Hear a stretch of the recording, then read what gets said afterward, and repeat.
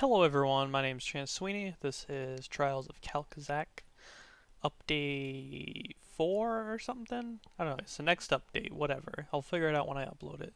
Um, Once again, lots of things were changed, lots of things were added as well. I ran a few playtests with me and my cousin again.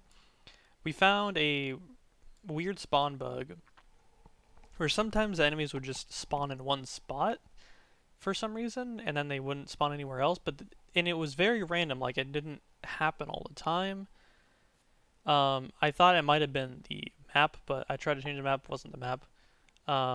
Equipment shop wasn't loading for some reason, and the respawn system does work now. That is confirmed. Finally got to test that out.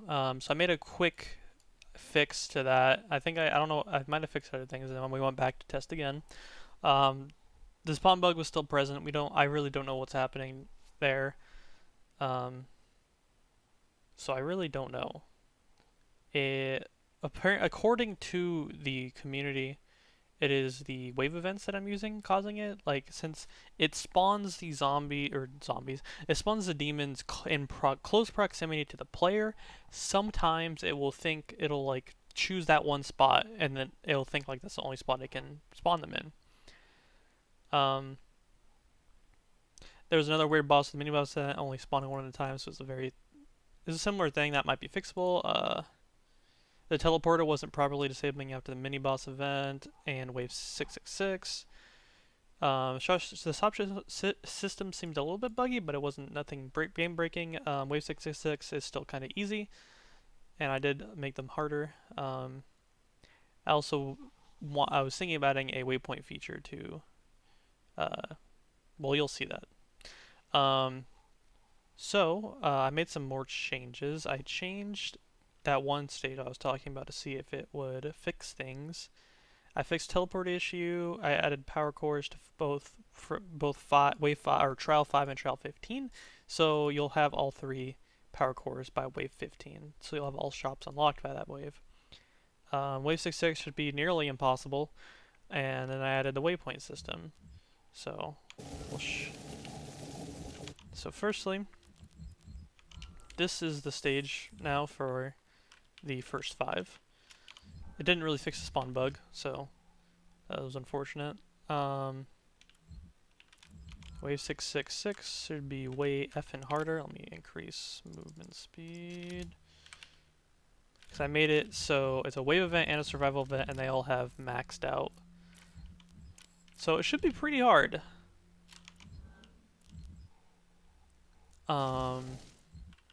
This should be probably opening up, and let's see, what else was there? And then I opened up the map to the SNAPMAP community. I was invited to a SNAPMAP Discord. Some of them tried it out. Basically, most of the feedback I got was to add more custom geometry and more significant upgrades. So I ended up messing around with that a little bit. I replaced the platforming area for the teleporter completely, and then moved some stuff around a bit so it would match.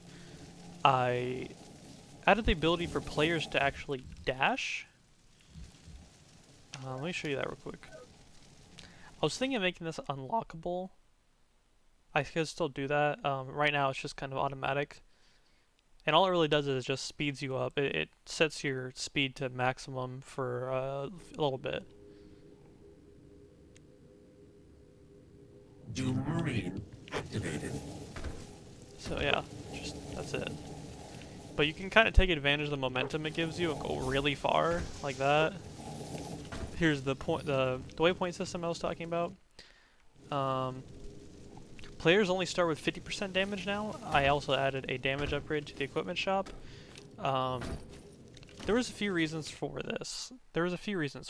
I wanted upgrades to feel a little more meaningful. That was one of the reasons. But I also wanted like the first 5 ways to still be like difficult in their own respect. Like, it's like, oh, players are just starting out, they're pretty weak. That's why I want the first 5 to feel like. So waves scale up a lot more slowly too because of that change, which means the weapon progression might be a little slower as well, which means I can add more stages and bosses and waves and stuff like that. Hopefully there should be a greater sense of progression.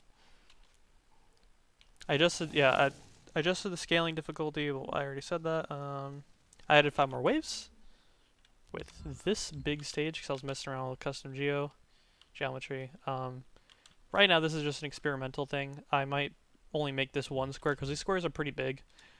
I might only make it one square. I might add some stuff to it. We'll see. It's just experimental at the moment. And let's look at the upgrade shop because I added some set design to the upgrade shop. Bam! Look at this. Look at this. Little vending machines. We got health jug that will increase your health. We got rage elixir that will increase your damage. We got pack mule which will increase your ammo cap. We got speed juice which will increase your speed. Then we got armor potion which will increase your armor. I could add more customized ones, but yeah, that's what it is right now. We have nice little vending machines and stuff. Spent a bit of time on that, more than I like to admit.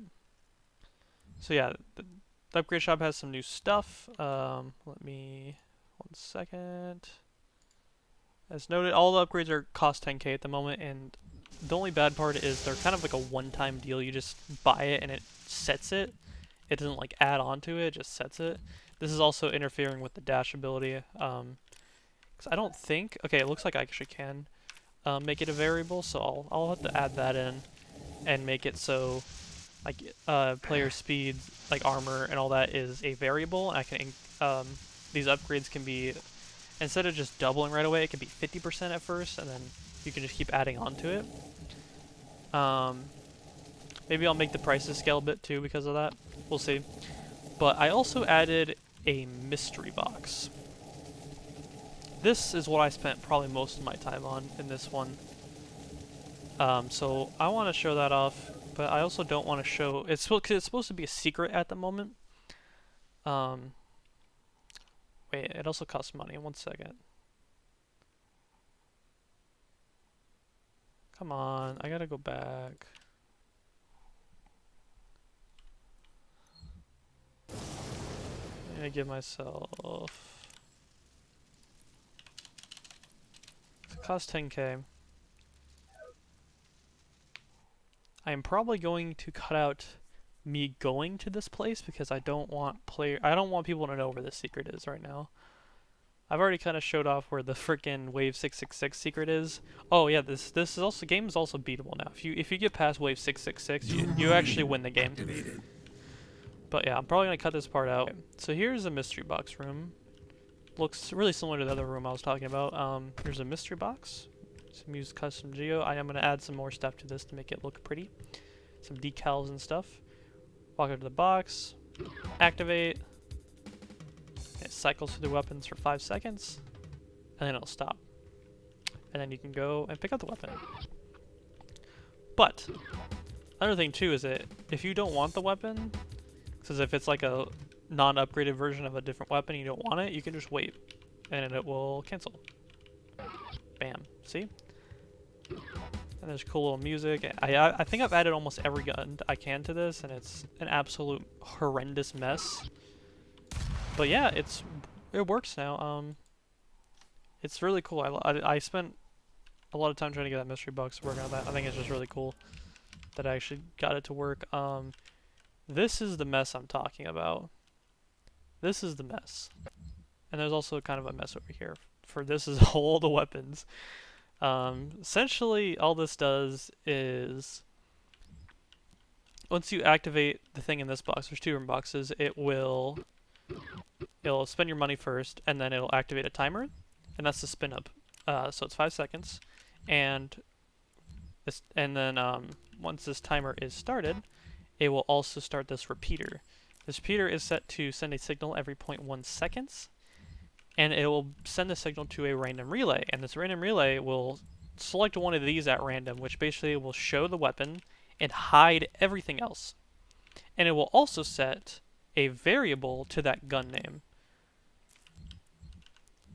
And that's how it chooses what gun to give you. So once that 5 seconds is up, it'll be set to a certain gun name, and then you can go back. It will activate the other use box.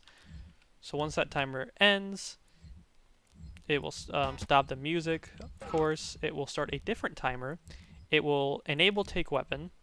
It'll start a different timer. This is a timer if you don't want to have it. It's 5 seconds. So when that timer is finished, it will just close the box and hide everything. If not, you can just take once you use this, it will disable itself, and then it will test the strings. It will find the match, and then it will give you that weapon, and then it'll also just finish the timer on this. And yeah, that's pretty much it. They also have a light here. I first had it so it cycles through colors, but I don't know if I want to do that anymore. We'll see. And yeah, that's the mess. It would probably have been a lot easier if it was just like a text that changed and not all the weapons, but I wanted it to be more authentic. I wanted it to be more authentic, so yeah, I went through the pain of that. But yeah, that's pretty much it, guys.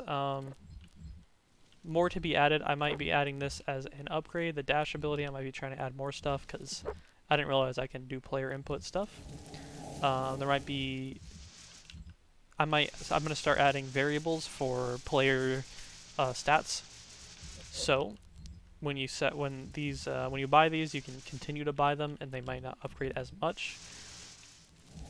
So you can just keep adding on to it, and so it doesn't interfere with the dash ability and stuff. But that's pretty much it, guys. Thank you for watching. Play the map if you want to. I'm probably gonna publish this again. Maybe I'll put the code in the description or whatever. But yeah, thanks you guys for watching. Thanks for staying updated if you actually watched this entire video. Thank you, and have a nice day.